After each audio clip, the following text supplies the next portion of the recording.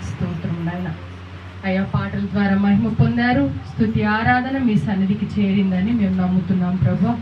చక్కని వాక్యం ద్వారా మీరు మాతో మాట్లాడారు ప్రభు. మీకు స్తోత్రం నాయన. గొప్పిళ్ళు విప్పి కానుకలేసిన బిడ్డలను మీరు దీవించండి, ఆశీర్వదించండి.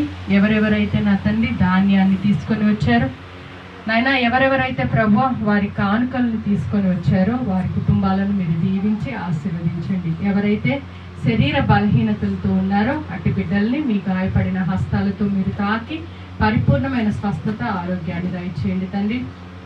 ఈ వారంలో జరగబోయే ప్రయాణాల్లో మీరు తోడుగా ఉండండి ప్రభు.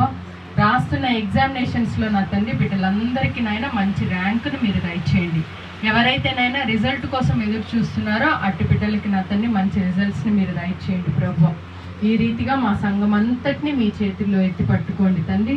సంఘంలో ఉన్న చంటి బిడ్డలు మొదలుకొని వృద్ధాప్యంలో ఉన్న వారి వరకు ప్రతి ఒక్కరిని ప్రత్యేకంగా మీరు దీవించి ఆశీర్వదించమని, ఈ మధ్యాహ్న కాలపు దీవెనలు, ఆశీర్వాదాలు ప్రతి ఒక్కరిపైన కుమ్మరించమని యేసు నామములో అడిగి వేడుకుంటున్నాం తండ్రి.